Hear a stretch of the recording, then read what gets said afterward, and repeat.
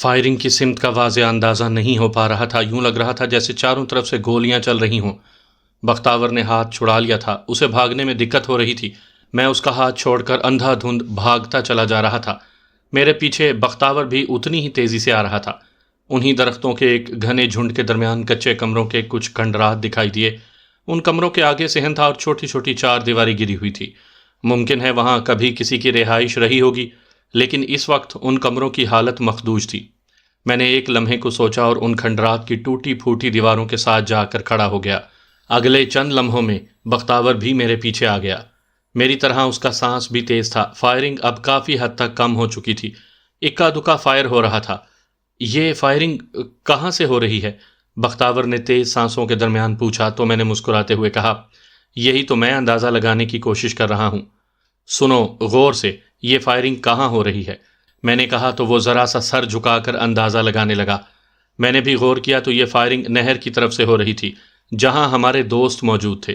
میں ایک دم سے پریشان ہو گیا، کہیں یہ فائرنگ کا تبادلہ ان کے اور پولیس کے درمیان تو نہیں ہوا؟ میں نے تیزی سے سیل فون نکال کر شعیب کو فون کیا۔ اس نے فوراً ہی کال ریسیو کر لی تو میں نے پوچھا، تم نے فائرنگ کی آواز؟ یہ صرف آواز نہیں تھی، ہمارے اور پولیس کے درمیان فائرنگ ہو رہی تھی۔ پہل انہوں نے کی تھی، اس نے سرد لہجے میں کہا۔ انہوں نے؟ پر کیوں؟ میں نے تیزی سے پوچھا۔ وہ ہمیں گھیرنا چاہ رہے تھے یا پھر ڈرانا چاہتے تھے؟ ہم سے کافی دور تھے کہ انہوں نے وہیں سے فائرنگ شروع کر دی۔ ہم نے بھی راستہ بنانے کے لیے جواباً فائر کھول دیا، اس نے اسی لہجے میں بتایا۔ اب کیا؟ میں نے پوچھنا چاہا تو اس نے میری بات کاٹتے ہوئے کہا، گھبرانے کی ضرورت نہیں، ہم نکل گئے ہیں۔ آفتاب اور مدثر دوسری گاڑی میں تھے، میرا رابطہ ہوا ہے ان کے ساتھ، وہ بھی نکل چکے ہیں۔ تم بتاؤ کہاں ہو؟ میں اور بختاور بھی ایک محفوظ جگہ پر ہیں، میں نے بتایا۔ اور وہ جو بندہ اٹھایا تھا کہاں ہے؟ اس نے پوچھا۔ یار وہ بڑی عجیب بات ہوئی ہے، چاچا عبد المجید نے اسے چھوڑ دینے کو کہا ہے، سو میں نے چھوڑ دیا، میں نے بتایا تو اس نے تیزی سے پوچھا، کوئی بات ہوگی تو کہا ہے؟ خیر تم بتاؤ اب کرنا کیا ہے؟ مجھے اندازہ نہیں کہ ہم کہاں ہیں، لیکن میں نے کہنا چاہا تو بختاور نے کہا، مجھے سب راستوں کا پتہ ہے۔ اوکے تم نکلو، میں اور بختاور آتے ہیں۔ میں نے کہا تو شعیب نے اوکے کہہ کر فون بند کر دیا۔ مجھے تو لگتا ہے کہ تم گھبرا گئے ہو، بختاور نے مسکراتے ہوئے کہا تو میں بھی مسکرا کر ہی رہ گیا۔ اب میں اسے کیا بتاتا کہ چاچا عبد المجید نے مجھے روک دیا؟ میں خود ابھی تک الجھن میں تھا۔ ایسا کبھی نہیں ہوا تھا کہ میں کسی بندے پر گن تان لوں اور وہ بچ جائے۔ میں نے بات کا رخ بدلتے ہوئے اس سے پوچھا، اب نکلنا کدھر سے ہے؟ یہ جنگل زیادہ سے زیادہ 1 کلومیٹر ہوگا، پھر اس کے بعد صحرائی علاقہ شروع ہو جائے گا۔ تم نے غور نہیں کیا یہ مصنوعی جنگل ہے؟ اس نے میری معلومات میں اضافہ کرتے ہوئے کہا۔ چل پھر نکل، ہمیں جلد از جلد روہی پہنچنا ہے، میں نے کہا اور کھنڈر سے باہر کی جانب چل پڑا۔ تقریباً آدھے گھنٹے کے بعد ہم جنگل سے نکل کر صحرا میں آ گئے تھے۔ یہاں حکومت کی طرف سے کالے ہرن پالنے کے لیے ایک بڑا رقبہ چھوڑا ہوا تھا، اس لیے قریب قریب کسی بستی کا امکان نہیں تھا۔ بختاور نے مجھے بتایا کہ مشرق کی جانب چلتے رہنے سے چھوٹی سڑک مل جائے گی، وہاں سے ہم شاہراہ تک پہنچ جائیں گے۔ میں اس کے ساتھ پیدل چل نکلا۔ ہمارے سر پر کھلا آسمان اور سامنے صحرا تھا۔ سپہر ہونے کو تھی جب ہم بستی بہادر خان کے پاس پہنچ گئے۔ شاہراہ سے بختاور نے اپنے کسی دوست کو فون کیا تھا، وہ اسے بائک دے گیا تھا، اسی پر ہم روہی آ گئے تھے۔ بستی سے کچھ دور ہم کھجور کے درختوں کے نیچے رک گئے، وہیں ایک آدمی کھجوروں کی رکھوالی کے لیے بیٹھا ہوا تھا، اس سے ہم نے پانی پیا، تھوڑی سی کھجوریں کھائیں اور اسی کی چارپائی پر بیٹھ گئے۔ بختاور اپنی بستی میں رابطہ کرنے لگا اور میں نے شعیب کو کال ملا دی۔ بستی میں کسی بھی قسم کی کوئی ہلچل نہیں تھی، ابھی تک سناٹا تھا۔ سردار نور حیات کی طرف سے ابھی تک کوئی نہیں آیا تھا۔ سامعین کرام، آپ سن رہی ہیں ایک دلچسپ جاسوسی اردو کہانی جس کا نام ہے اناگیر۔ یہ اس سلسلے کی قسط نمبر 42 ہے۔ مجھے امید ہے آپ کو میری یہ کاوش پسند آ رہی ہوگی۔ آپ نے اگر ابھی تک میرا چینل کہانی گھر سبسکرائب نہیں کیا تو ابھی میرے چینل کو سبسکرائب کر کے بیل نوٹیفیکیشن آن کر لیجئے تاکہ آنے والی ہر نئی کہانی کی اطلاع بر وقت آپ تک پہنچ سکے۔ دن ڈھل کر رات میں بدل گیا تھا۔ بستی بہادر خان میں کوئی بھی نہیں آیا تھا۔ اس کا مطلب تھا کہ چودھری آصف نے اپنا ایک وعدہ تو پورا کر دیا تھا۔ اب وہ پیروزاں کو کب اور کیسے یہاں لاتا ہے یہی دیکھنا تھا۔ مجھے نہیں یقین تھا کہ چودھری آصف آج رات ہی اسے یہاں بھیج سکے گا۔ میں جانتا تھا کہ وہ فوراً سمجھ جائے گی۔ پیروزاں کو یہ پورا یقین تھا کہ وہ جب بھی یہاں آئی ماری جائے گی۔ میری اور اس کی دشمنی کوئی ایک دن کی بات تو نہیں تھی، وہ اس لیے اچھی طرح جانتی تھی کہ میں نے میرن شاہ کو اس نفرت سے کیوں قتل کیا تھا۔ میں گوپے میں بیٹھا اسی بارے میں سوچ رہا تھا، ایسے میں بختاور میرے پاس آ گیا۔ وہ چارپائی پر بیٹھ کر تشویش سے بولا، سردار نور حیات تو نہیں آیا؟ چودھری نے یہ وعدہ تو کر لیا، لیکن پیروزہ نہیں آئے گی، یہ مجھے یقین ہو گیا ہے۔ کیسے ہو گیا یقین؟ میں نے پوچھا۔ ابھی مجھے بستی چراغ شاہ سے سانول نے فون کیا ہے۔ وہ بتا رہا تھا کہ پیروزہ کے گھر والے ڈیرے پر جیسے کوئی فوج جمع ہو رہی ہے، وہاں پر نہ جانے کتنی گاڑیاں آ گئی ہیں، کتنے لوگ آ گئے ہیں۔ سانول کہاں ہے؟ میں نے تشویش سے پوچھا۔ میں نے اسے کہا ہے کہ فوراً وہاں سے نکل آئے، ممکن ہے وہ لوگ اسے نقصان پہنچائیں۔ وہ آتا ہی ہوگا۔ ہاں، اسے آ جانا چاہیے، میں نے خود کلامی کے سے انداز میں کہا۔ میرا گمان ٹھیک تھا کہ پیروزہ نہیں آنے والی۔ شاید چودھری آصف نے اسے روہی بھیجنا چاہا ہوگا، اور وہ اتنی بے وقوف نہیں تھی کہ حالات کو نہ سمجھ سکتی۔ اس نے حالات کو سمجھا اور بجائے سمجھوتے کے لیے کوئی راہ نکالنے کے مقابلے کو ترجیح دے دی تھی۔ اتنی تعداد میں لوگوں کو اکٹھا کر لینے کا مقصد جنگ کے سوا اور کیا ہو سکتا تھا؟ ایک دوسری سوچ بھی میرے دماغ میں آنے لگی تھی۔ پیروزہ نے روہی میں آنے کا فیصلہ کر لیا ہوگا، جس کی وجہ سے اس نے اتنے زیادہ لوگ بھیج دیے تھے۔ ایسی صورت میں بھی سوائے ٹکراؤ کے اور کیا ہو سکتا ہے؟ میرے لیے دونوں صورتوں ہی میں جنگ تھی۔ مجھے بہرحال پیروزہ سے انتقام لینا تھا، وہ چاہے اپنے ارد گرد جتنے مرضی حصار باندھ لیتی۔ ابھی تک سانول بستی نہیں پہنچا تھا، شعیب لوگ بھی اپنے اپنے ٹھکانوں پر تھے۔ میرے دماغ میں کوئی ایسی ترکیب نہیں آ رہی تھی کہ پیروزہ کے بارے میں معلوم کر سکوں۔ وہ کیا کرنا چاہتی ہے؟ میں یہ بھی یقین سے نہیں کہہ سکتا تھا کہ وہ روہی میں ہے یا نہیں۔ میری پریشانی اپنے بارے میں بالکل نہیں تھی۔ مجھے ڈر تھا کہ پیروزہ اپنی طاقت کا استعمال اس بستی پر نہ کر دے، جیسا کہ اس نے جندوڈا کی صورت میں کر دیا تھا۔ اگر میری وجہ سے یہاں کسی ایک بندے کا بھی نقصان ہو جاتا تو میں اس کا ذمہ دار خود کو سمجھتا، حالانکہ ان کی اپنی دشمنی چل رہی تھی۔ بختاور نے شعیب لوگوں کو بھی بتا دیا تھا کہ پیروزہ کے ڈیرے پر کیا چل رہا ہے۔ اس وجہ سے وہ چاروں میرے پاس آ گئے۔ کچھ دیر خاموش بیٹھے رہنے کے بعد شعیب نے کہا، یار اصل مسئلہ کیا ہے؟ یہی نا کہ پیروزہ کو ٹھکانے لگانا ہے، تو چلتے ہیں واپس بہاولپور، اور ایسا ہوتا تو میں کب کا اسے ٹھکانے لگا چکا ہوتا۔ میں نے ان کی حاکمیت اس روہی سے ختم کرنی ہے تاکہ سب کو پتہ چل جائے۔ میں نے جذباتی انداز میں کہا، تو پھر اسے اٹھا کر یہاں لے آتے ہیں۔ ہم نے وہ آصف چودھری پر یوں ہی وقت ضائع کر دیا، سیدھے پیروزہ کو یہاں لے آتے۔ اس نے میری طرف دیکھتے ہوئے کہا، میں نہیں چاہتا کہ وہ مظلوم بنے۔ لوگوں کو یہی پتہ چلنا چاہیے کہ وہ ظالم تھی اور اسے اس کی سزا ملی ہے۔ میں نے کہا تو مدثر بولا، انتظار کرتے ہیں، کسی بھی طرح کی اگر کوئی چھیڑ خانی کی انہوں نے تو پھر معافی نہیں۔ ہاں ایسا ہو سکتا ہے، وہ اتنے بندے دکھا کر شاید ہمیں ڈرانا چاہتی ہے۔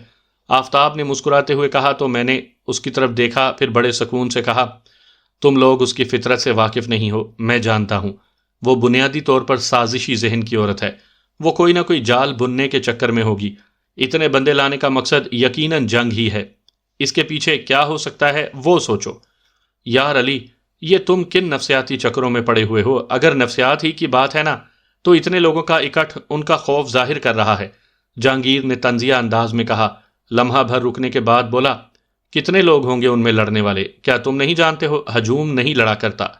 جہانگیر نے بڑے پتے کی بات کی تھی۔ میں اس کی طرف دیکھتا رہ گیا۔ وہ جو کچھ میں سوچ رہا تھا وہ ایک دم سے میرے دماغ سے معدوم ہو گیا۔ وہ غبار جو میرے ذہن پر چھا گیا تھا ایک دم سے صاف ہو گیا۔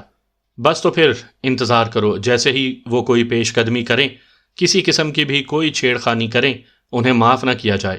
شعیب نے حتمی لہجے میں کہا ہی تھا کہ بختاور کا سیل فون بج اٹھا۔ اس نے سکرین پر نمبر دیکھتے ہوئے کہا، کوئی نیا ہی نمبر ہے، رب خیر ہی کرے۔ اس نے یہ کہتے ہوئے کال ریسیو کر لی، پھر دوسری جانب سے وہ سنتا چلا گیا۔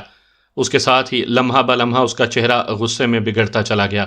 پھر اچانک اس نے دھاڑتے ہوئے کہا، اوئے، اگر اسے کچھ ہوا، اسے خراش تک بھی آئی، تو مجھ سے برا کوئی نہیں ہوگا۔ یہ لفظ سنتے ہی میں پوری طرح اس کی طرف متوجہ ہو گیا۔ کال ختم ہو چکی تھی۔ اس نے فون کان سے ہٹایا تو میں نے پوچھا، کیا ہوا؟ جندوڈا نے اپنے سانول کو اغوا کر لیا ہے، کہہ رہا ہے کہ اگر ہمت ہے تو مجھ سے لے کر دکھاؤ۔ یہ بات سنتے ہی ایک دم سے سناٹا چھا گیا۔ وہی ہوا جو چند لمحے پہلے میرے ذہن میں آیا تھا، انہوں نے وار کر دیا تھا۔ اس سے یہ تو پوچھنا تھا کہ وہ کہاں ہے۔ جندوڈا کے ڈیرے پر، اس نے ہولے سے کہا۔ اس نے بہت سوچ سمجھ کر ہمیں للکارا ہے، وہ ہمارا انتظار کر رہا ہوگا۔ کیا خیال ہے؟ میں نے سب کی طرف دیکھ کر پوچھا۔ اس میں خیال ہونے یا نہ ہونے کی کیا بات ہے؟ سانول کو لانا ہے تو بس لانا ہے، اس نے للکارا ہے تو اسے اب جواب دینا تو بنتا ہے۔ شعیب نے میری طرف دیکھتے ہوئے کہا۔ تو چلو پھر، میں نے کہا اور اٹھ کھڑا ہوا۔ تھوڑی دیر کے بعد ہم نے ایک پلان بنایا اور 6 کے 6 تیار ہو کر 2 گاڑیوں میں بیٹھے بستی بہادر خان سے باہر آ گئے۔ ہمارے ساتھ کچھ دوسرے نوجوان بھی آنا چاہ رہے تھے لیکن ہم نے سب کو روک دیا۔ میں نے ان سے یہی کہا کہ وہ بالکل ہوشیار ہو کر اپنی بستی کی حفاظت کریں، ہمیں اپنا کام کرنے دیں۔ بختاور نے چاچا سائیں کو ساری بات بتا دی تھی اور انہیں سمجھا بھی دیا تھا کہ انہوں نے کیا کرنا ہے۔ میں، آفتاب اور مدثر ایک گاڑی میں تھے اور بختاور، جہانگیر اور شعیب دوسری گاڑی میں۔ ہم نے بڑی تیزی سے گاڑیاں نکالی تھیں۔ ہمارا انداز یوں تھا کہ جیسے ہم بستی بہادر خان سے فرار ہو رہے ہیں۔ ہمارا رخ بھی شہر جانے والے راستے کی طرف تھا جو بلا شبہ جندوڈا کے مخالف سمت میں تھا۔ ایسا ہم نے جان بوجھ کر کیا تھا، تاثر یہی دینا تھا کہ جیسے ہم بھاگ گئے ہیں۔ میں جانتا تھا کہ دشمن کے بارے میں خبر اور معلومات رکھنے کا مطلب آپ آدھی سے زیادہ جنگ جیت گئے ہیں۔ جو لوگ سانول کے بارے میں یہ جانتے ہیں کہ وہ بستی چراغ شاہ سے بستی بہادر خان آ رہا ہے تو کیا وہ ہماری ٹو میں نہیں ہوں گے؟ کوئی 5-7 کلومیٹر تک جا کر ہم نے گاڑیاں روک دیں۔ کچھ ہی فاصلے پر چند گھر تھے، وہ بختاور کے رشتہ داروں کے گھر تھے۔ بختاور اترا اور ان گھروں کی سمت چل پڑا۔ اس کے ساتھ جہانگیر چلا گیا۔ کچھ دیر بعد جب وہ واپس آیا تو اس کے پیچھے 5 اونٹ تھے۔ ہم نے گاڑیوں میں جیکٹ لے کر پہنے، اس میں اپنی اپنی پسند کا اسلحہ لیا اور اونٹوں پر سوار ہو گئے۔ ہم اونٹوں پر سوار ہو کر جندوڈا کے ٹھکانے پر چل پڑے۔ وہاں جا کر میں اور شعیب بآسانی جندوڈا کے ڈیرے پر بنی ہوئی چھت پر پہنچ گئے۔ شعیب نے پوچھا کہ کیا میرے پاس ہینڈ گرنیڈ ہے؟ میں نے بتایا کہ ہاں ہے۔ کیا دے دوں تمہیں؟ اس نے کہا ہاں دے دو۔ شعیب نے کہا کیا کرنے لگے ہو؟ میں نے پوچھا بس ایک ہینڈ گرنیڈ اندر پھینکنا ہے، پھر دیکھتے ہیں کیا کرتے ہیں۔ اس نے بڑے سکون سے جواب دیا۔ ٹھیک ہے، میں نے کہا اور پھر انتظار کرنے لگے۔ کچھ دیر بعد دھپ کی ہلکی سی آواز برآمدے کے پاس ابھری اور پھر ایک دھماکہ ہو گیا۔ اس کے ساتھ ہی کوہرام مچ گیا۔ چیخ و پکار، آہ و بکا اور شور کی آوازیں پھیل گئیں۔ میرا خیال ہے اب ہمیں فون کرنا چاہیے، بختاور کی آواز ابھری۔ ہاں کر دو، یہی مناسب موقع ہے، شعیب نے کہا۔ اس کے ساتھ ہی دوستوں کی طرف سے خاموشی چھا گئی۔ کچھ دیر بعد بختاور فون کر رہا تھا۔ وہ جندوڈا کو سمجھا رہا تھا کہ تم چاروں طرف سے گھیرے جا چکے ہو، ابھی جو کچھ ہوا یہ محض وارننگ ہے۔ سانول تو ایک اکیلا مرے گا لیکن یہاں کوئی بھی زندہ نہیں بچے گا۔ اگر خود کو اور اپنے لوگوں کو بچانا چاہتے ہو تو سانول کو لے کر باہر آ جاؤ۔ وہ معلوم نہیں کیا جواب دے رہا تھا۔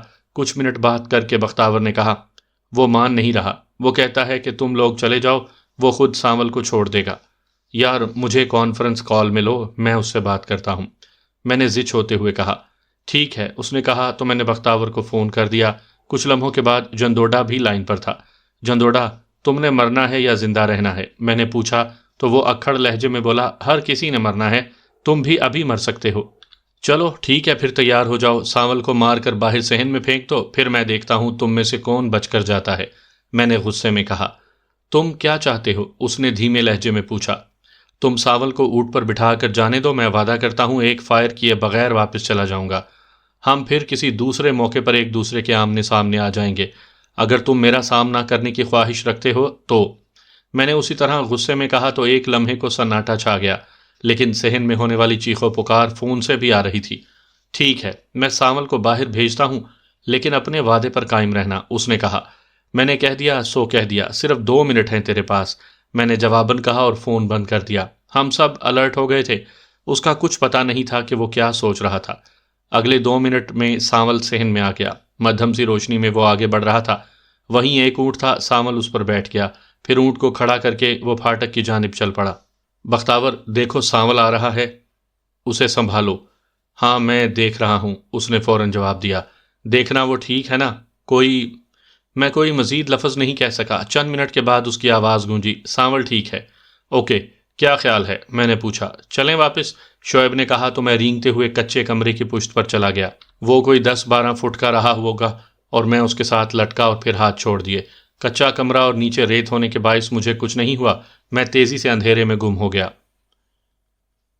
ہم فوری طور پر بستی بہادر خان کی جانب نہیں گئے بلکہ سیدھا اسی بستی کی جانب بڑھے جہاں سے ہم نے اونٹ لیے تھے۔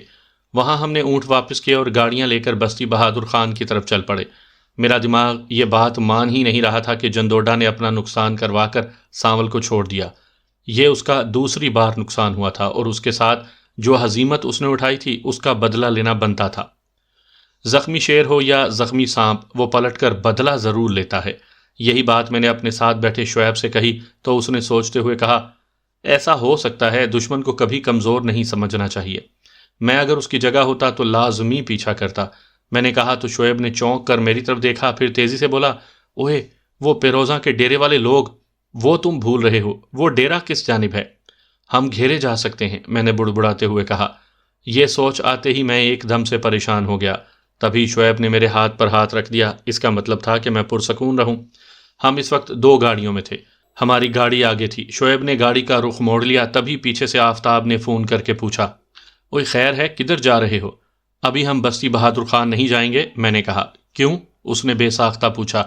ہم تھوڑی دیر ان ٹیلوں پر بیٹھیں گے، گپ شپ کریں گے، پھر بستی میں جائیں گے۔ میں نے کہا ہی تھا کہ وہ بولا، یہ واہیات خیال کس کا ہے؟ میرا۔ میں نے کہا تو وہ کہا لگا کر ہنستے ہوئے بولا، مجھے تم سے ایسی ہی امید تھی، چلو ٹھیک ہے۔ اس نے فون بند کر دیا۔ ایک بڑے سارے ٹیلے کے نیچے کافی ساری جھاڑیاں تھیں۔ میں نے گاڑی ان کے درمیان میں لگا دی کہ پہلی نگاہ میں وہ دکھائی نہ دے۔ دوسری گاڑی بھی وہیں لگا کر ہم سکون سے ٹیلے پر چڑھ کر بیٹھ گئے۔ رات میں صحرا کا سناٹا بھی بڑا عجیب ہوتا ہے۔ اگر کوئی رومانوی جوڑا ہو تو بڑا رومان پرور بن جاتا ہے۔ اس کے ساتھ اگر چاندنی ہو تو اس رومان میں پاگل پن کی حد تک خمار بڑھ جاتا ہے۔ ایسے ہی اگر کوئی خطرہ ہو تو خوفناکی اور وحشت زیادہ بڑھ جاتی ہے۔ چاندنی ہو تو دوسروں کی نگاہ میں آ جانے کا ڈر پاگل پن کی حد تک پریشانی بڑھا دیتا ہے۔ ہم دائرے میں بیٹھے ہوئے تھے۔ میں نے اپنا خیال انہیں بتا دیا تو شعیب نے رسان سے کہا، دیکھو، ہم نے تو انہیں کچھ نہیں کہا تھا نا، انہوں نے خود سانول کو پکڑا بھی اور پھر ہمیں للکارا بھی۔ اب سانول کو واپس تو لانا تھا، وہ لے آئے ہم۔ اگر وہ ہم پر کسی طرح بھی چڑھائی کرتے ہیں، ہمیں دفاع تو کرنا ہے، چاہے جیسے بھی کریں، اس لیے ابھی سے مت سوچو۔ تم بالکل ٹھیک کہتے ہو، لیکن الرٹ بھی تو رہنا چاہیے، آفتاب نے کہا تو وہ بولا، یار بات سن، یہ الرٹ تو ہم ہر وقت رہتے ہیں، چاہے سوئے ہوئے بھی ہوں۔ ہم سوچتے کچھ ہیں مگر ہو کچھ جاتا ہے۔ اس صحرا میں ہمارے چاروں طرف دشمن ہیں، کسی طرف سے بھی کچھ ہو سکتا ہے، مدثر نے دھیمے سے لہجے میں کہا۔ تو پھر بس سوچنا کس لیے؟ اگر انہوں نے حملہ کیا تو پھر دیکھا جائے گا، شعیب نے اکتائے ہوئے انداز میں کہا تو ہم نے وہ موضوع ہی چھوڑ دیا۔ رات کا آخری پہر چل رہا تھا، سب ٹیلے پر تھے، سبھی یوں لیٹے ہوئے تھے جیسے کسی آرام دہ بیڈ پر پڑے ہوئے ہوں۔ میں اور شعیب تھوڑے فاصلے پر بیٹھے یہی سوچ رہے تھے کہ پیروزاں کو یہاں لانے کے لیے کچھ کیا جائے یا پھر شہر جا کر ہی اسے اٹھایا جائے۔ ایسے میں کوئی 2 کلومیٹر کے فاصلے پر چند گاڑیاں تیزی سے آتی ہوئی دکھائی دیں۔ اب وہ نہ جانے کون تھے، لیکن ہم پوری طرح چوکنا ہو گئے۔ ہم نے ساتھیوں کو بتایا تو سب اٹھ کر بیٹھ گئے۔ وہ گاڑیاں لمحہ بلمحہ قریب آتی جا رہی تھیں۔ میں نے غور کیا، یہ کوئی عام راستہ نہیں تھا جس پر گاڑیاں بھگائے چلے جا رہے تھے۔ صحرا میں لوگ راستے کا بڑا خیال رکھتے ہیں، عام طور پر وہی راستہ استعمال کرنے کی کوشش کرتے ہیں۔ یہ اس طرح عام راستے سے ہٹ کر ہماری طرف ہی کیوں آ رہے ہیں؟ میرے اندازے کے مطابق وہ 4-5 گاڑیاں تھیں۔ اگر وہ اسی طرح چلتی رہیں تو وہ ہمارے قریب سے گزر کر جا سکتی تھی۔ اس دوران شعیب کو نہ جانے کیا سوجی، اس نے 3 لوگوں کو سامنے والے ٹیلے پر چلے جانے کو کہا۔ ان کی جیکٹوں میں ہر طرح کا اسلحہ تھا جیسے ہمارے پاس تھا۔ ان میں مدثر کے پاس گن تھی۔ وہ تیزی سے بھاگتے ہوئے سامنے والے ٹیلے پر چڑھ گئے۔ ذرا سی دیر میں وہ اندھیرے کا حصہ بن گئے تھے، لیکن ہم سب ایک دوسرے کے رابطے میں تھے۔ اب صورتحال یہ تھی کہ اگر وہ ہمارے دونوں ٹیلوں کے درمیان سے گزر جاتے تو ہم نے انہیں چھیڑنا بھی نہیں تھا۔ ہاں، اگر وہ ارد گرد کہیں رک کر ہم پر حملہ کرتے تو ہم نے جواب دینا تھا، کیونکہ ہمیں یہ تو پتہ ہی نہیں تھا کہ وہ کون لوگ ہیں۔ ہماری نگاہیں ان گاڑیوں پر لگی ہوئی تھیں۔ وہ چلتے ہوئے آئے اور یوں ہمارے سامنے رک گئے کہ جیسے انہیں ہمارے یہاں ہونے کا یقین ہو گیا ہو۔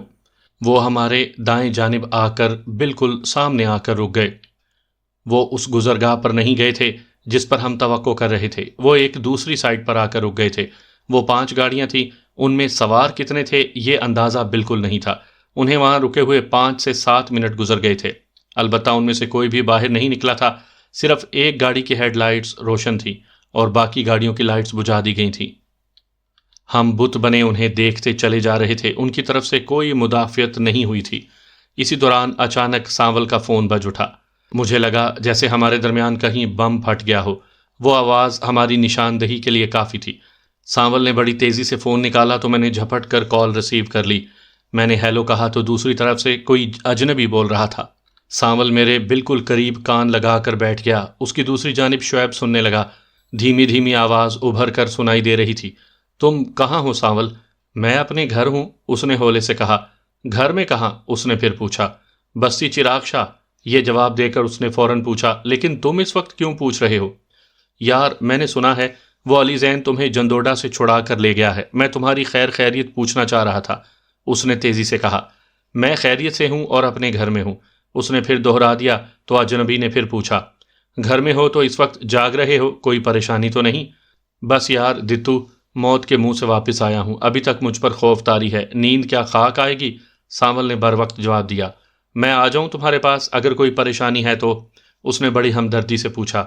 نہیں بس اب دن چڑھنے والا ہے، 1-2 گھنٹے رہ گئے ہیں، ساول نے جواب دیا۔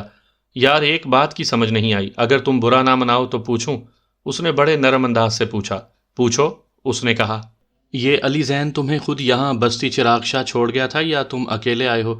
میں نے کوئی کار جیپ تو نہیں دیکھی، نہ کوئی آواز آئی، وہ مجھے بستی سے کافی فاصلے پر چھوڑ کر چلے گئے تھے، سانول نے جواب دیا تو اس نے تیزی سے پوچھا، یار یہ جندوڈا نے اچھا نہیں کیا تمہیں پکڑ کر، لڑائی اس کی علی زین کے ساتھ ہے اور پکڑا ہے تمہیں۔ چل کوئی بات نہیں، میں بھی اس سے بدلہ لے لوں گا، یہ تھوڑا ہے، اس کے بندے بھی مرے ہوں گے، زخمی بھی ہوئے، سانول نے کہا۔ یہ تو صبح پتہ چلے گا کہ کیا ہوا، خیر تم آرام کرو، میں صبح آؤں گا تمہارے پاس، اس نے جان چھڑانے والے انداز میں کہا اور کال بند کر دی۔ سانول نے فون کان سے ہٹایا، کال بند ہونے کا یقین کر کے اس نے فون کی بیل کم کی اور میری طرف دیکھنے لگا۔ تمہیں سمجھ آ رہی ہے یہ کیا ہے؟ شعیب نے دھیمے سے پوچھا۔ سمجھ رہا ہوں، یہ سانول کا فون ٹریس کرتے ہوئے یہاں تک پہنچے ہیں، اب سمجھ جاؤ، ان کے پاس بھی جدید آلات ہیں، لازمی طور پر باہر سے بندے ان میں موجود ہیں، میں نے ہولے سے کہا۔ کیا اب یہ رکے رہیں گے؟ دوسرے ٹیلے پر موجود آفتاب کی آواز گونجی۔ کھڑے رہیں، ہمارا کیا لیتے ہیں؟ جہانگیر کی آواز آئی۔ دیکھو یہ کیا کرتے ہیں، اگر یہ اسلحہ لے کر نکلیں تو اس وقت تک کچھ نہ کرنا جب تک کہ وہ ہمیں نشانہ نہ بنائیں، اگر شعیب نے کہنا چاہا تو جہانگیر کی اکتاہٹ بھری آواز گونجی۔ او سمجھ گئے یار۔ سب خاموش ہو گئے تھے، سامنے گاڑیاں سٹارٹ کھڑی تھی، حیرت ناک بات یہ تھی کہ ان میں سے کوئی بھی نہیں نکلا تھا، جیسے انہیں یقین ہو کہ ہم یہیں کہیں آس پاس ہیں۔ مجھے لگتا ہے کہ گاڑیوں سے کچھ لوگ اتر کر ہمیں ارد گرد تلاش ضرور کر رہے ہوں گے، اچانک آفتاب نے کہا تو مجھے خیال آیا ہم تو گاڑیوں کے ایک طرف ہی دیکھ رہے تھے، ممکن ہے وہ دوسری طرف سے نکل کر ٹیلوں میں نکل گئے ہوں، ہم یہ سمجھ رہے ہیں کہ گاڑیوں سے نکلا کوئی نہیں، انہیں کیا پتا ہم اس طرف ہیں اور انہیں دوسری جانب ہی نکلنا ہے۔ کوئی نہیں نکلا ابھی تک، جہانگیر کی آواز گونجی۔ انہیں وہاں کھڑے 15 منٹ سے بھی زیادہ ہو گئے تھے، تبھی اچانک مجھے خیال آیا تو میں سانول کو سمجھانے لگا کہ وہ دوبارہ دتو کو کال کر کے کیا کہے۔ سانول نے کال ملا دی، دوسری جانب سے اس نے کال ریسیو کر لی، تبھی سانول بولا، یار مجھے بڑا خوف آ رہا ہے، تم اگر نہیں سوئے ہو تو میرے پاس آ جاؤ یار، مجھے بہت ڈر لگ رہا ہے۔ ابھی تم کہہ رہے تھے کہ میں نہ آؤں، اس نے اکتاہٹ سے کہا۔ نہیں یار، ادھر آ، گپ شپ کرتے ہیں تو۔ اگر تم نہیں آ سکتے تو میں تمہاری طرف آ جاؤں؟ سانول نے پوچھا۔ دیکھ یہاں تیرے دشمن ہیں، مجھے اب تک یہ سمجھ میں نہیں آ رہا کہ علی زین تمہیں وہاں بستی میں کیوں چھوڑ گیا ہے، تم گھر رہو، میں آتا ہوں، اس نے کہا تو اپنی ہی بات میں بہت بڑی غلطی کر گیا، اس نے لفظ وہاں استعمال کر لیا تھا، ایک بار اس نے یہاں کہا اور دوسری بار وہاں، اس کا مطلب تھا کہ وہ یہاں ہمارے سامنے تھا۔ میں نے سانول کو فون بند کر دینے کا اشارہ کیا۔ چل ٹھیک ہے آ جا، سانول نے کہا اور فون بند کر دیا۔ 2 منٹ نہیں گزرے ہوں گے کہ گاڑیاں چل پڑیں، مجھے اگلی صورتحال کی بھی سمجھ آ گئی کہ کیا ہوگا۔ وہ گاڑیاں ہم سے کافی دور جا چکی تھیں، تبھی میں نے سانول کو سمجھایا کہ اب کس طرح کا فون آئے گا۔ ہم سب انتظار کرنے لگے، تقریباً 10 منٹ کے بعد وہ گاڑیاں تو نگاہوں سے اوجھل ہو گئیں، لیکن دتو کا پھر فون آ گیا۔ اس نے بڑے غصے میں کہا، سانول تم مجھ سے جھوٹ بول رہے ہو، تم تو اپنے گھر پر ہی نہیں ہو، میں تمہارے گھر کے سامنے کھڑا ہوں۔ اگر یہی بات میں تم سے کہوں تو؟ سانول نے کہا۔ کیا مطلب؟ اس نے چونکتے ہوئے پوچھا۔ تم نے آنے میں اتنی دیر کر دی تو میں نے سوچا تمہاری طرف آ جاؤں، بھوک بھی لگی ہوئی ہے، بھابھی کہتی ہے کہ تم رات سے ہی نہیں گھر پر، سانول نے کہا۔ اس سے پہلے کہ وہ کوئی جواب دیتا، سانول نے غصے میں کہا، تم جھوٹ بول رہے ہو اور الزام مجھے دیتے ہو، اب اگر تم نے مجھے فون کیا تو مجھ سے برا کوئی نہیں ہوگا۔ یہ کہتے ہی اس نے فون بند کر دیا۔ میں سمجھ رہا تھا کہ یہ کیا ہو رہا ہے۔ میں نے سانول سے پوچھا کہ اس کا کوئی قابل اعتبار دوست ہے؟ ہاں ہے، بولو، اس نے تیزی سے پوچھا۔ اسے کہو دتو کو دیکھے، اس کی نگرانی کرے، صبح اسے ہر حال میں اٹھانا ہے، مجھے پورا یقین ہے کہ وہ انہی گاڑیوں میں تھا، میں نے یقین سے کہا۔ میں ابھی اس کے ذمے لگاتا ہوں، وہ جان پر بھی کھیل کر دتو کے بارے میں بتائے گا، سانول نے کہا اور فون نکال کر نمبر ملانے لگا۔ میری تشویش بڑھ گئی تھی، لوکیشن پر آنے کا مطلب یہی تھا کہ پیروزہ نے میرے مقابلے پر تربیت یافتہ لوگ بھیج دیے ہیں۔ کیا پیروزہ کی رسائی اس حد تک ہو گئی ہے کہ وہ اپنے ساتھ تربیت یافتہ لوگ رکھ سکے؟ یہ ایک ایسا سوال تھا جس سے پریشانی بڑھ گئی تھی۔ مجھے لگا پیروزہ تک پہنچنے کا فاصلہ بڑھ گیا ہے۔ اس نے جو دیوار اپنے ارد گرد کھڑی کر لی تھی اسے توڑنے میں وقت تو لگنا تھا۔ دن نکلنے کے آثار پیدا ہو گئے تھے جب سانول کے دوست کا فون آ گیا۔ اس نے پھر وہی بتایا جو میرے ذہن میں تھا۔ کچھ دیر پہلے پیروزہ کے ڈیرے پر گاڑیاں آئی تھیں، پھر تھوڑی دیر بعد دتو ڈیرے سے نکلا تھا اور اپنے گھر کی طرف چل دیا۔ یہ آنکھ مچولی بڑی اعصاب شکن تھی، لیکن اس میں بہت کچھ واضح ہو گیا تھا۔ پیروزہ نے یوں ہی چودھری آصف کی بات نہیں مانی ہوگی۔ وہ میرے انتقام میں یا اپنی بقا کی جنگ لڑ رہی تھی۔ میری آنکھ کھلی تو دن اچھا خاصا چڑھایا تھا۔ جہانگیر دوسری چارپائی پر پڑا تھا، باقی لوگ دوسرے ٹھکانے پر تھے۔ میں یوں ہی کسل مندی سے چارپائی پر پڑا ہوا تھا کہ بختاور گوپے میں آ گیا۔ اس نے پہلے تو ہمیں یوں پڑا دیکھ کر واپس پلٹ جانا چاہا، مگر پھر مجھے جاگتا ہوا دیکھ کر میرے پاس ہی چارپائی پر بیٹھ گیا۔ تم اتنی جلدی جاگ گئے ہو؟ میں نے پوچھا۔ ہاں، مجھے بابا نے جگا دیا تھا، اس نے دھیمے سے کہا۔ خیر تھی؟ کوئی مسئلہ تو نہیں ہوا؟ میں نے تیزی سے پوچھا۔ نہیں، کوئی خاص نہیں، بس وہ دتو کو پکڑ کر لائے ہیں، سویا پڑا تھا گھر میں، لے آئے ہیں اسے، اس نے بتایا۔ کہاں ہے؟ میں نے پوچھا۔ تم فریش ہو جاؤ، ناشتہ کرو، پھر لاتا ہوں، اس نے کہا اور پھر اٹھ کر باہر کی جانب چلا گیا۔ تقریباً 1 گھنٹے کے بعد دتو میرے سامنے تھا۔ ابھی تک اسے یہ بالکل نہیں بتایا گیا تھا کہ اسے کیوں لایا گیا ہے۔ جیسے ہی اس کی نگاہ مجھ پر پڑی تھی وہ تب سے خوف زدہ تھا۔ میں کچھ دیر تک خاموشی سے اسے دیکھتا رہا، پھر سرد سے لہجے میں پوچھا، دتو، تم کس طرح مرنا پسند کرو گے؟ مرنا؟ کیا ہو گیا؟ میرا قصور؟ وہ ایک دم سے ہکلاتے ہوئے بولا۔ دیکھ، اب بھی میرے سامنے جھوٹ بول رہے ہو۔ میں جانتا ہوں کہ تم نے سچ تو بتانا نہیں، وفاداری نبھاتے ہوئے مر جانا قبول کر لینا ہے، اس لیے ہی میں نے سیدھے یہی پوچھ لیا کہ تم کس طرح مرنا پسند کرو گے۔ میں نے اس کے چہرے پر دیکھتے ہوئے سخت لہجے میں کہا، تو وہ ایک دم سے گھبرا گیا، پھر سیدھا میرے پاؤں پڑتے ہوئے گھبرا کر بولا، جو پوچھو گے بتاؤں گا، بس مجھے مارنا نہیں، وہ بھی مجھے مار دیں گے۔ چلو ابھی پتہ چل جاتا ہے۔ یہ کہہ کر میں نے لمحہ بھر رک کر پوچھا، رات تم کہاں تھے؟ وہ لوگ مجھے کئی دنوں سے استعمال کر رہی ہیں، رات بھی میں انہی کے ساتھ روہی میں پھرتا رہا ہوں۔ انہیں شک تھا کہ سانول تم لوگوں کے ساتھ ہے، وہ اس کے فون سے اسے تلاش کر رہے تھے۔ وہ ایک جگہ پہنچ گئے تھے لیکن انہیں وہاں کچھ بھی دکھائی نہیں دیا۔ وہ فر بتانے لگا۔ تم نے جو سانول سے کہا وہ سب جھوٹ تھا؟ میں نے پوچھا۔ جی، سب جھوٹ تھا، وہ صرف یہ دیکھنا چاہتے تھے کہ وہ ہے کہاں، اس نے تیزی سے بتایا۔ جب وہ پہنچ گئے تھے کسی جگہ تب پھر انہوں نے سانول کو پکڑا نہیں؟ میں نے پھر دوہرا کر سوال پوچھا۔ وہ ایک جگہ رک گئے تھے، ان کا بندہ انہیں کہہ رہا تھا کہ سانول یہیں کہیں ہے، لیکن وہاں کچھ تھا ہی نہیں، اس لیے وہ واپس مڑ گئے، اس نے بتایا۔ تو میں نے چند لمحے اس کے چہرے پر دیکھتے رہنے کے بعد پوچھا، سانول کو اغوا کروانے کے عوض انہوں نے تمہیں کیا دیا؟ رقم دی تھی جی، میں نے تو صرف انہیں اتنا بتایا تھا کہ وہ بستی بہادر خان جا رہا ہے، یہی انہوں نے پوچھا تھا، اس نے شرمندہ لہجے میں کہا۔ کون لوگ ہیں وہاں پر؟ میں نے پوچھا۔ پتہ نہیں جی، باہر سے آئے ہیں 2 بندے، وہ بکا راجستانی کے ساتھ آئے ہیں، وہی سب پر حکم چلاتے ہیں، باقی 17 بندے ہیں جو یہیں کہیں کے ہیں۔ بکا راجستانی؟ وہی جو رتو بہڑ کے ساتھ تھا؟ ہاں جی وہی، وہ تمہارے بڑا خلاف ہے، اس نے بتایا۔ ان کے پاس کوئی مشینیں ہیں؟ میں نے پوچھا۔ پتہ نہیں کیا ہے ان کے پاس، اسلحہ بڑا ہے ان کے پاس، اس نے بتایا۔ تو مجھے اس پر کوئی حیرت نہیں ہوئی۔ وہ 2 بندے بارڈر پار سے آئے ہیں؟ میں نے پوچھا۔ ہاں جی، وہ بھی راجستانی لگتے ہیں، اس نے بتایا۔ تمہیں پتہ ہے نا سانول کو انہوں نے مار دینا تھا؟ میں نے پوچھا۔ اب میں کیا؟ وہ کہتے کہتے رک گیا۔ اب تم ایسے کرو، جاؤ، میں تمہیں کچھ نہیں کہتا، وہاں جو چاہو جھوٹ سچ بول دو، میں تمہیں مارتا نہیں، لیکن آئندہ، میں نے کہنا چاہا تو وہ سیدھا میرے پاؤں پڑ گیا۔ اسے مارنے کا کوئی فائدہ نہیں تھا، میں نے اسے جانے دیا۔ میں سمجھ گیا تھا کہ پیروزہ نے اپنا سب کچھ داؤ پر لگا دیا تھا۔ وہ بکا راجستانی جو کل تک اس کا دشمن بھی تھا، وہ سب اکٹھے ہو گئے تھے۔ یہ وہ وقت تھا جب قسمت یاوری کرتی ہے یا پھر بہت زیادہ حوصلہ۔ میں نے سب کچھ حالات پر چھوڑ دیا۔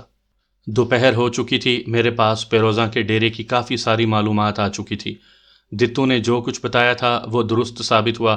ندیم ڈانڈیا گینگ کے لوگ جیسلمیر سے یہاں تک آن پہنچے تھے۔ میں جانتا تھا کہ وہ ندیم ڈانڈیا کی محبت میں یہاں تک نہیں آئے تھے، انہیں یہاں بھیجا گیا تھا۔ انہیں کس نے بھیجا تھا اس بارے ابھی کوئی نام سامنے نہیں تھا، لیکن مجھے یقین تھا کہ وہ نام زیادہ دیر تک اوجھل نہیں رہ سکتا تھا۔ ان کی رہنمائی بکا راجستانی نے کی تھی، وہ تب سے یہیں تھا۔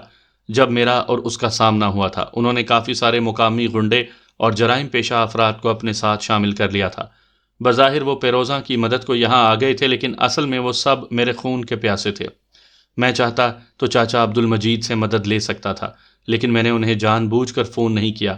ایسے وقت میں جب کہ میں چودھری آصف کو ختم کر دینے لگا تھا، اسے کیوں میرے ہاتھ سے بچایا گیا؟ یہ میری سوچ تھی کہ اگر اسے بر وقت ختم کر دیا جاتا تو روہی میں کسی کی جرت نہیں تھی کہ وہ سامنا کر سکے۔ یہاں پر اگر پولیس گردی بھی ہوتی تھی تو وہ چودھری آصف کی وجہ سے۔ روہی میں ایک سرے سے لے کر دوسرے سرے تک جو چھوٹے چھوٹے جرائم پیشہ نام نہاد حاکم بنے ہوئے تھے، ان کی سرپرستی کرنے کے لیے وہ شہر میں بیٹھا تھا۔ اسی کا تو اتنا ہی قصور ناقابل معافی تھا کہ وہ لوگوں پر ظلم کرنے والوں کی پشت پناہی کرتا تھا۔ میں جانتا تھا کہ چاچا عبد المجید نے ایسا کیوں کیا تھا۔ ظاہر ہے چودھری آصف سے ان کا کوئی مفاد وابستہ ہوگا۔ مجھے اس سے کوئی غرض نہیں تھی، لیکن چاچا یہ چاہتے تھے کہ میں پیروزاں کو بھول کر واپس لاہور چلا جاؤں۔ میں ایسا کر ہی نہیں سکتا تھا۔ میں اب اس عورت کو معافی نہیں دے سکتا تھا۔ ہو سکتا ہے کہ ان کے خیال میں یہ بھی ہو کہ میں ان کی بہت دفعہ حکم عدولی بھی کر چکا ہوں۔ وہ مجھے بہت دفعہ واپس آنے کا کہتے رہے، لیکن میں نے ان کی بات نہیں مانی۔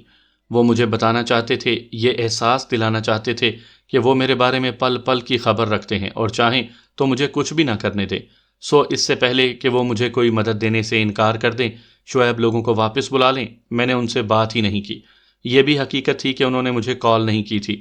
میں نے اسے بھی حالات کی ستم ظریفی سمجھ کر قبول کر لیا تھا۔ میں اسی سوچ بچار میں پڑا رہا، نہ جانے کہاں کے کلابے کہاں ملا دیے، سوتے جاگتے اور سوچتے ہوئے سپہر ہو گئی۔ میں اٹھا اور شعیب لوگوں کے پاس چلا گیا۔ وہ ایک کچا گھر تھا جس میں 3-4 کمرے بنے ہوئے تھے۔ وہ سبھی برآمدے میں بیٹھے گپیں لگا رہے تھے۔ بختاور بھی وہیں تھا۔ میں نے جاتے ہی انہیں پیروزاں کے ڈیرے کی وہ صورتحال جو مجھے معلوم ہوئی تھی انہیں بتا دی۔ وہ خاموشی سے سنتے رہے۔ میں جب کہہ چکا تو شعیب بولا، حالات تو اچھے خاصے گھمبیر ہو گئے ہیں، لیکن سوال یہ ہے کہ اگر وہ اتنے ہی طاقتور ہیں تو اب تک ہم پر حملہ کیوں نہ کر سکے؟ رات وہ ہمیں تلاش کرنے نکلے تو تھے، اگر ہم انہیں مل جاتے تو کیا وہ ہمیں معاف کرتے؟ یہ کہہ کر میں نے اس کے چہرے پر دیکھا، پھر لمحہ بھر رک کر بولا، یا یہیں بستی سے انہیں یہ خبر مل جاتی کہ ہم بستی میں ہیں تو وہ ہم پر چڑھ دوڑتے۔ کچھ ہے جس کی وجہ سے وہ ابھی رکے ہوئے ہیں۔ تو پھر کیا کرنا چاہیے؟ بختاور نے کہا۔ مجھے کچھ سمجھ میں نہیں آ رہا، میں نے نفی میں سر ہلاتے ہوئے کہا، کیونکہ میں براہ راست ان سے یہ نہیں پوچھ سکتا تھا کہ ان کا کیا ارادہ ہے۔ اب تک اگر وہ اب میرے ساتھ تھے تو انہیں چاچا عبد المجید کی ہدایت تھی تو وہ میرے ساتھ تھے۔ اگر ابھی انہیں ایک فون کال بھی مل جاتی کہ وہ واپس آ جائیں تو انہوں نے مجھ سے پوچھنا بھی نہیں تھا اور وہ واپس چلے جاتے۔ مجھے یہ خطرہ لاحق ہو گیا تھا کہ اگر یہ شعیب لوگ واپس چلے گئے تو پھر میں اور بختاور رہ جائیں گے۔ اس میں کوئی شک نہیں کہ اگر ہم پر کوئی بھی افتاد پڑتی تو ہم نے اس کا سامنا کرنا تھا۔ ہم پیچھے ہٹنے والے تو نہیں تھے۔ شعیب لوگوں کے ساتھ یہ آسرا تھا کہ وہ تربیت یافتہ لوگ تھے اور لڑنے کے فن سے بخوبی واقف تھے۔ اب ہمارا سامنا بھی ایسے لوگوں سے تھا جو لڑنے کا فن جانتے تھے۔ حالات اس نہج پر آ گئے تھے کہ ہمیں دشمن کو ہر حال میں ختم کرنا تھا، دوسری صورت میں ہمیں ختم ہو جانا تھا۔ یار علی، تم گھبراؤ مت، ہم تمہارے ساتھ ہیں۔ اگر وہ کچھ نہیں کر رہے تو ہمیں بھی خاموش نہیں بیٹھنا چاہیے، آفتاب نے حوصلہ مند لہجے میں کہا۔ اس سے پہلے کہ وہ ہم پر حملہ کریں، اگر وہ ہماری رینج میں آ جاتے ہیں تو ہم انہیں ختم کر دیتے ہیں، جہانگیر نے سرد لہجے میں کہا۔ اب تو بنتا ہے یار، کوئی بارڈر پار سے آ کر ہمیں ہی مارنا چاہتا ہو، اسے تو بچ کر نہیں جانا چاہیے، مدثر نے کہا تو سب نے اس کی طرف دیکھا۔ اس نے بڑا اہم نکتہ کہہ دیا تھا، بختاور تم بستی چراغ شاہ کی ساری معلومات لو، اگر ہم ان پر حملہ کر سکتے ہیں تو ٹھیک، ورنہ وہ جو 2 بارڈر پار سے آئے ہیں پہلے انہیں ہی دیکھ لیا جائے، کیا خیال ہے؟ شعیب نے ایک دم سے کہا تو سب نے اس کی تائید کر دی۔ پھر وہیں بیٹھے باتیں کرتے کھانا کھاتے ہوئے شام ہو گئی۔ رات کا پچھلا پہر تھا۔ میں اور آفتاب گھوپے کی طرف جانے کے لیے اٹھ کھڑے ہوئے۔ ایسے میں بختاور کا فون بجا۔ اس نے سکرین پر دیکھتے ہوئے کہا، بابا سائیں کا فون ہے۔ میں رک گیا۔ ہم سب بختاور کی طرف دیکھ رہے تھے۔ وہ کچھ دیر باتیں کرتا رہا، پھر سیل فون بند کرتے ہوئے غصے میں بولا، بابا سائیں کو ابھی جندوڈا کا فون آیا تھا، وہ دھمکی دے رہا تھا کہ وہ آج رات بستی بہادر خان کو گھیرے گا۔ اگر بابا سائیں ہم دونوں کو ان کے حوالے کر دیتا ہے تو پھر نہیں۔ کیا جندوڈا اب مذاق بھی کرنے لگا ہے؟ شعیب نے غصے میں کہا۔ شعیب تم سمجھو، یہ مذاق نہیں، سازش ہے۔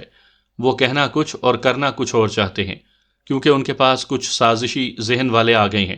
میں نے اسے سمجھاتے ہوئے کہا تو وہ سوچنے لگا، اور وہ اتنا پاگل بھی نہیں ہو سکتا کہ سیدھے دھمکی لگائے۔ وہ اب اتنی قوت نہیں رکھتا کہ ہم سے لڑ سکے، وہ اپنا بہت نقصان کروا چکا ہے۔ اس کے پیچھے بیٹھے لوگوں نے اسے تحفظ دیا ہے، تو اب اسے ہی سامنے کر کے۔ شعیب نے سمجھانا چاہا تو آفتاب اس کی بات کاٹتے ہوئے بولا، او یار، تم لوگ یہیں بیٹھے باتیں بناتے رہو، پاگل کتے کا صرف ایک ہی علاج ہے، اسے مار دو۔ اس نے کہا تو سب نے خاموشی سے ایک دوسرے کو دیکھا۔ تبھی شعیب نے سوچتے ہوئے کہا، ہاں یار، کب تک سامنا کرنے کا انتظار کیا جائے گا؟ جو کرنا ہے کر دو، لیکن احتیاط سے۔ میں نے کہا، اس بستی سے باہر نکلیں، پھر سوچتے ہیں کیا کرنا ہے، چلو۔ آفتاب نے کہا۔ وہ کچھ زیادہ ہی جذباتی ہو گیا تھا۔ کچھ دیر بعد ہم بستی سے باہر آ چکے تھے۔ ہم بستی چراغ شاہ سے تھوڑی دور پہنچ چکے تھے۔ یہ ایک ایسی جگہ تھی جہاں ہم نے گاڑیاں جھاڑیوں میں کھڑی کر دیں۔ ہم تین تین کی ٹولیوں میں بٹ گئے تھے۔ ہم نے یہ طے کر لیا تھا کہ جو کچھ بھی ہو جائے، آج پیروزاں کے ڈیرے پر دھاوا بولنا ہے۔ وہاں کیا ہوتا ہے یہ بعد میں دیکھا جائے گا۔ ہم نے ایک دوسرے کے ساتھ رابطہ جوڑ لیا تھا۔ ڈیرے کے بالکل سامنے ایک اونچا ٹیلا تھا، جس سے سارا ڈیرا تو نہیں دیکھا جا سکتا تھا، لیکن تھوڑا بہت اندر کا اندازہ لگایا جا سکتا تھا۔ میرا خیال یہی تھا کہ وہاں تک پہنچیں اور پھر ڈیرے کا اندازہ کر کے الگ الگ ہو جائیں۔ ہمارا مقصد وہاں دھاوا بولنا تھا، بس مارو اور بھاگو۔ اس طرح انہیں اپنی دھمکی کا جواب مل جاتا۔ سامل نے ایک آدمی ڈیرے پر بھیجا تھا، مگر اس نے ابھی تک کوئی جواب نہیں دیا تھا۔ وہ اگر خود گیا ہوتا تو بہتر معلومات مل سکتی تھی۔ ہم اندھیرے میں بڑی احتیاط کے ساتھ اس ٹیلے پر لیٹ چکے تھے۔ ہمارا اور ڈیرے کا فاصلہ یہی کوئی آدھا کلومیٹر ہوگا۔ ڈیرے کے اندر روشنی تھی۔ ہم ابھی اندازہ لگا ہی رہے تھے کہ ایک دم سے اندر روشنی زیادہ ہو گئی، پھر اس سے بھی زیادہ روشنی ہو گئی۔ اگلے چند منٹ میں پھاٹک کھلا اور یکے بعد دیگرے 3 گاڑیاں باہر نکل آئیں۔ ان کے رخ کا اندازہ کرتے ہی بختاور نے بے ساختہ کہا، یہ کیا؟ یہ تو واقعی ہی۔ ٹھہرو، میں انہیں گھیرتا ہوں، میں نے کہا اور اپنا سیل فون نکال کر جندوڈا کو کال کر دی۔ دوسری یا تیسری بیل پر اس نے کال ریسیو کر لی۔ اس کی آواز سن کر میں نے کہا، جندوڈا، تم نے چاچا سائیں کو فون کر کے دھمکی دی ہے کہ؟ میں نے کہنا چاہا تو اس نے فوراً حکارت بھرے لہجے میں کہا، ہاں کہا ہے، اور سن لو، اب تمہیں ہم سے کوئی نہیں بچا سکتا۔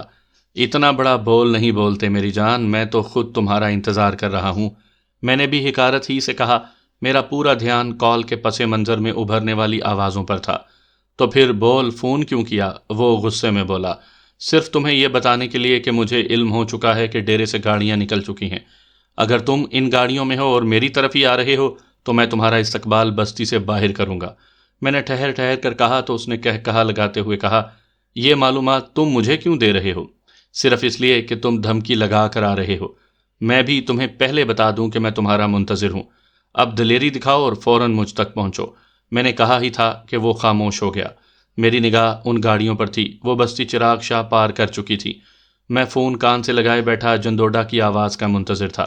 وہ کسی سے بات کر رہا تھا۔ پھر چند لمحے بعد اس کی آواز ابھری، انتظار کر، میں آ رہا ہوں۔ مجھے اپنا منتظر پاؤ گے، میں نے کہا اور فون بند کر دیا۔ یہ مجھے یقین ہو گیا تھا کہ وہ گاڑی میں تھا۔ ڈیرے پر کون تھا یہ جاننا بھی بہت ضروری تھا۔ وہ بستی بہادر خان ہی جا رہا ہے، میں نے کہا تو کئی آوازیں ابھریں، چلو ان کا پیچھا کریں۔ کیا پہلے ڈیرے میں؟ میں نے کہا تو شعیب بولا، ہاں ڈیرے پر بھی، اب نکلو، وقت نہیں ہے۔ اس نے کہا اور ہم ٹیلے سے اٹھ کر اپنی گاڑیوں کی طرف بھاگنے لگے۔ ہمیں گاڑیوں تک پہنچنے میں تقریباً 5 منٹ لگے تھے اور پھر وہاں سے ڈیرے پر پہنچتے ہوئے 10 منٹ ہو گئے۔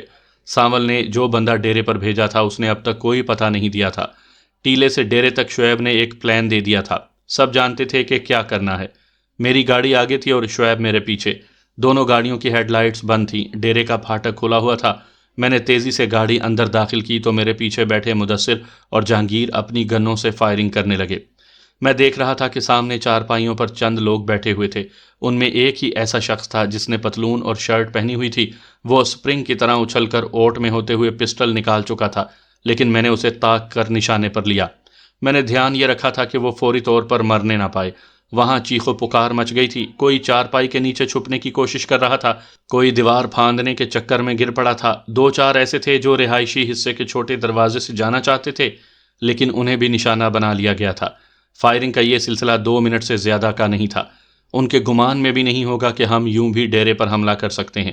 یک لخت خاموشی طاری ہو گئی تھی۔ میں حیران تھا کہ سامنے سے کسی دوسرے نے فائر کیوں نہیں کیا تھا۔ میں گاڑی بڑھا کر آگے چارپائیوں تک لے گیا۔ میں گاڑی سے اترا۔ مجھے علم تھا کہ میرے کور پر 2 لوگ ہیں۔ میں سیدھا اس پتلون والے کے پاس گیا۔ اس کا سانس اکھڑ رہا تھا۔ میں نے اسے گردن سے پکڑا اور گھسیٹ کر گاڑی کے پاس لے آیا۔ میں نے اس کے چہرے کو سیدھا کر کے پوچھا، بول، مرنا ہے یا زندہ رہنا ہے؟ کون ہو تم؟ اس نے سوال کیا۔ وہی جسے تم مارنے راجستھان سے یہاں آئے ہو، میں نے دانت پیستے ہوئے کہا تو وہ چونک گیا۔ مجھے جواب مل چکا تھا کہ وہ کون ہے۔ میں نے اس کی جیب میں سے سیل فون نکالا اور کہا، اپنے لوگوں کو بتا دو۔ تم بچو گے نہیں، اس نے کہا تو میں نے پسٹل سیدھا کر کے نال اس کے ماتھے پر رکھ دی، پھر بولا، تم نہیں تو میں بتا دوں گا۔ یہ کہتے ہوئے میں نے فائر کر دیا۔ وہ ایک طرف ڈھلک گیا۔ چونکہ ہمارے پاس وقت نہیں تھا اس لیے میں نے وہاں پر چیختے سسکتے ہوئے لوگوں سے اونچی آواز میں کہا، اب تک جو ہونا تھا وہ ہو گیا۔ اب جو بھی اس ڈیرے پر ہمارے خلاف اکٹھا ہوگا وہ ہمارا دشمن ہم سے بچ نہیں پائے گا، وہ چاہے کوئی بھی ہو۔ یہ کہتے ہی میں واپس گاڑی میں بیٹھا اور تیزی سے نکلتا چلا گیا۔ میں یہ سمجھ رہا تھا کہ ان تک ہماری اس کارروائی کی اطلاع پہنچ جانی چاہیے، لیکن میں مطمئن تھا دشمن پر خوف طاری ہو جانے کا مطلب آدھی جنگ جیت لینے کے مترادف تھا۔ ہماری پوری کوشش تھی کہ ہم جلد از جلد بستی بہادر خان تک پہنچ جائیں۔ بختاور نے چاچا سائیں کو سب بتا دیا تھا، وہ لوگ ان کا سامنا کرنے کے لیے تیار تھے۔ بختاور نے چاچا سائیں سے مسلسل رابطہ رکھا ہوا تھا۔ اس وقت ہم بستی کے بالکل قریب پہنچ گئے تھے۔ ہماری رفتار تھوڑی زیادہ تھی، گاڑی کی روشنی بھی دھیمی تھی۔ میں محتاط انداز میں جا رہا تھا کہ اچانک ہماری گاڑی پر برسٹ پڑا۔ ایک لمحے سے بھی کم وقت میں سمجھ آ گئی کہ وہ ہماری گھات لگائے بیٹھے ہیں، حملہ ہو گیا ہے۔ میں نے تیزی سے کہا، اس کا مطلب تھا کہ پیچھے والے بھی جان جائیں۔ میری تمام تر توجہ ڈرائیونگ پر تھی، اس لیے یہ دھیان نہیں دے پایا کہ یہ برسٹ آیا کس طرف سے تھا۔ میں رکا نہیں بلکہ تیزی سے آگے بڑھتا چلا گیا۔ تبھی پیچھے سے فائر ہونے لگے۔ اچانک میری نگاہ دائیں جانب ٹیلے پر پڑی۔ نال سے نکلتا ہوا شعلہ ان کی نشاندہی کر رہا تھا۔ میں سمجھ گیا کہ وہ اوپر ٹیلے پر بیٹھے ہوئے ہیں۔ میں وہاں رکا نہیں کیونکہ وہاں رکنے کا مطلب تھا کہ خود کو موت کے حوالے کر دیا جائے۔ میرا اندازہ تھا کہ جس رفتار سے میں چل رہا تھا آدھے منٹ سے بھی کم وقت میں ہم ان کی رینج سے باہر جا سکتے تھے، اس لیے میں ان کی رینج سے دور نکل جانا چاہتا تھا۔ میں ڈرائیو کرتا رہا۔ میرے پیچھے بیٹھے مدثر اور جہانگیر اپنی گنوں سے فائر کرتے چلے جا رہے تھے۔ فائرنگ کا یہ تبادلہ بڑا شدید تھا۔ میں جانتا تھا کہ جب تک ہم گاڑی میں ہیں ہم ان گولیوں سے محفوظ ہیں۔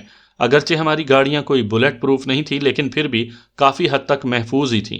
مجھے ڈر صرف یہی تھا کہ اگر ٹائر برسٹ ہو گیا تو پھر ہمیں مجبوری میں رکنا پڑے گا۔ آفتاب، تم محفوظ ہو؟ میں نے چیختے ہوئے پوچھا۔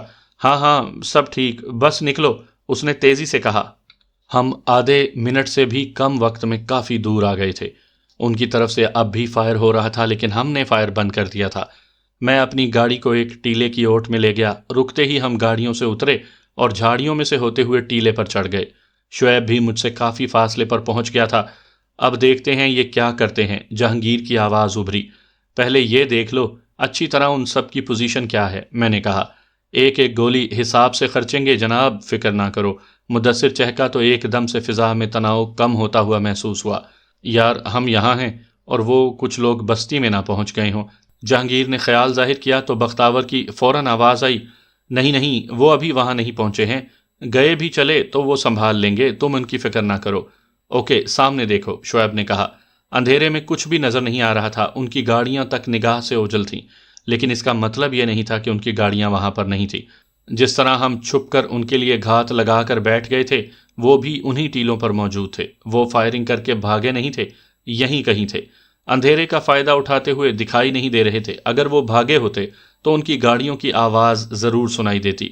مجھے یہ خیال آنے لگا کہ اگر ایک بندہ دور دور سے ہوتا ہوا ایک چکر لگا لے تو ان کے بارے میں پتہ چل سکتا ہے کہ وہ کہاں ہیں، ان کی پوزیشن کیا ہے۔ یہ بھی اندازہ ہو سکتا تھا کہ وہ کتنے لوگ ہیں۔ اس خیال کے آتے ہی میں چونک گیا۔ ممکن ہے یہی حربہ وہ ہمارے ساتھ بھی آزما رہے ہوں۔ میں نے فوراً سب سے خیال شیئر کیا تو وہ چوکنا ہو گئے۔ مجھ سے تھوڑے فاصلے پر بیٹھے مدثر نے پیچھے کی طرف نگاہ رکھ لی۔ ممکن ہے کوئی ہمارے عقب ہی سے دعویٰ نہ بول دے۔ جہانگیر نے یہ صلاح دی کہ ابھی خاموشی سے بیٹھے رہو اور دشمن کے اعصاب دیکھو، وہ خود ہی اپنا آپ ظاہر کر دے گا۔ سبھی کو اس کا یہ خیال پسند آیا تھا۔ واقعتاً یہ اعصاب ہی کی جنگ تھی۔ ہمیں تو پتہ تھا کہ انہوں نے کہاں گھات لگائی ہوئی ہے، انہوں نے ہم پر فائرنگ کر کے اپنی نشاندہی کر دی تھی، لیکن ہم تو ان کے سامنے سے گزر گئے تھے اور پھر اچانک غائب ہو گئے۔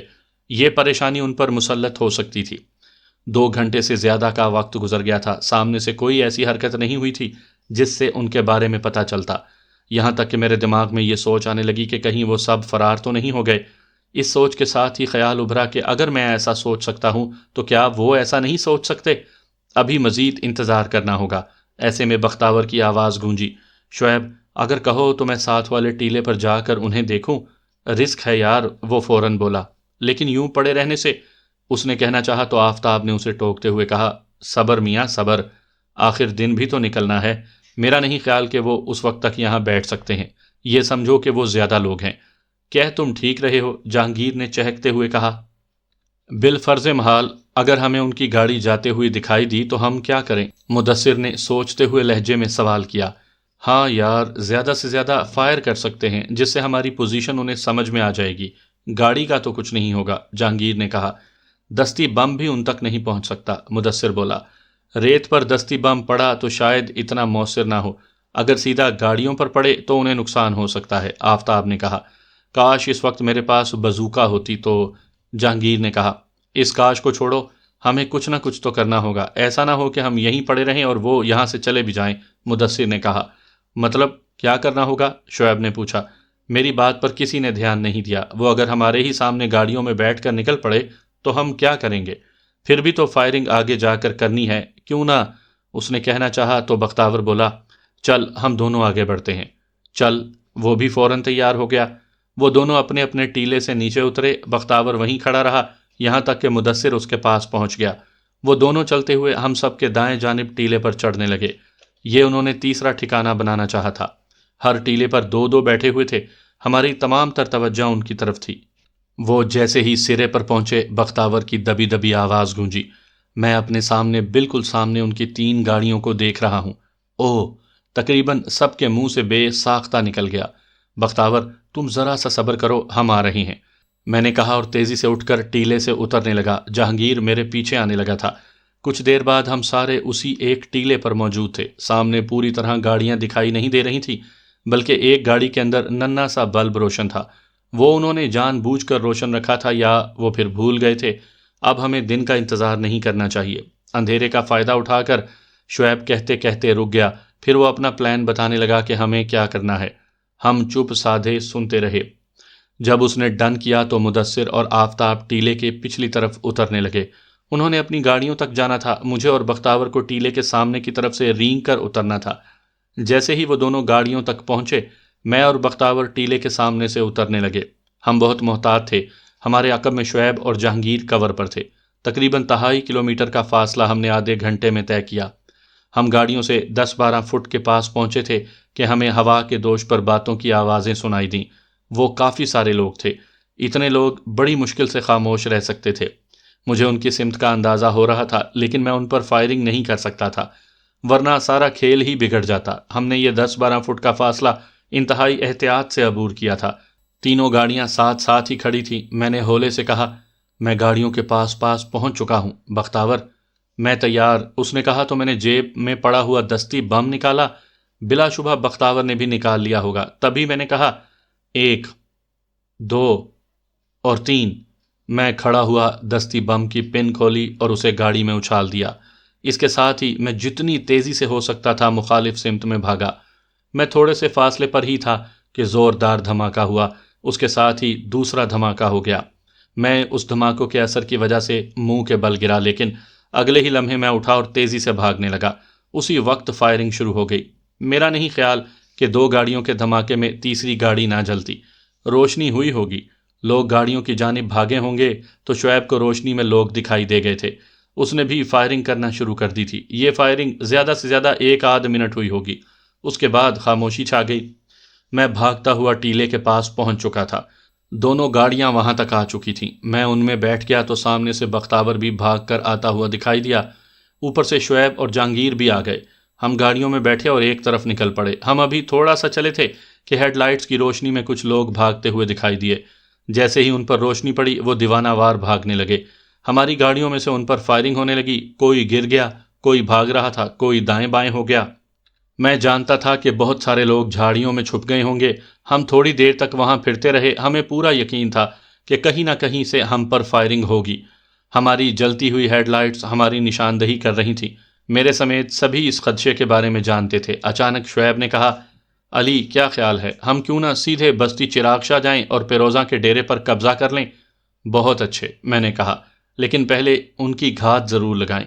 انہوں نے واپس وہیں جانا ہے، بختاور نے کہا۔ چل ٹھیک ہے نکلو، باقی میں بتاتا ہوں، میں نے کہا تو گاڑیاں اس جانب مڑ گئیں۔ ہم نے ہیڈ لائٹس بند کر دی تھی۔ اس میں تیز ڈرائیونگ تو نہیں ہو سکتی تھی، لیکن اس طرح محفوظ رہا جا سکتا تھا۔ اس وقت رات کا آخری پہر چل رہا تھا جب ہم بستی چراغ شاہ کے بالکل قریب پہنچ گئے۔ اس بار ہمارا ٹھکانہ وہی ٹیلا تھا جس پر ہم رات کے پہلے پہر بیٹھے رہے تھے۔ ہمیں یہ انتظار تھا کہ وہ لوگ کب واپس آتے ہیں۔ ہم وہاں بیٹھے انتظار کرتے رہے۔ ڈیرے میں کسی قسم کی کوئی ہلچل نہیں تھی۔ تبھی مجھے خیال آیا ساول سے تو پوچھوں کہ کیا ہوا تھا۔ میں نے اسے فون ملایا، اس نے فوراً کال ریسیو کر لی۔ بول، پیروزاں کے ڈیرے پر کم از کم 10 بندے زخمی ہوئے ہیں، ایک راجستانی بھی مارا گیا ہے۔ اس کی لاش پہلے تو وہاں پڑی رہی، پھر اسے کچھ لوگ لے گئے ہیں۔ کچھ لوگ لے گئے ہیں مطلب کون لوگ تھے وہ؟ میں نے پوچھا۔ میرے خیال میں اور سنا بھی میں نے یہی ہے کہ وہ لوگ سردار نور حیات کے لوگ تھے۔ دن چڑھے پتہ چل جائے گا کہ وہ لوگ وہیں کے تھے یا نہیں۔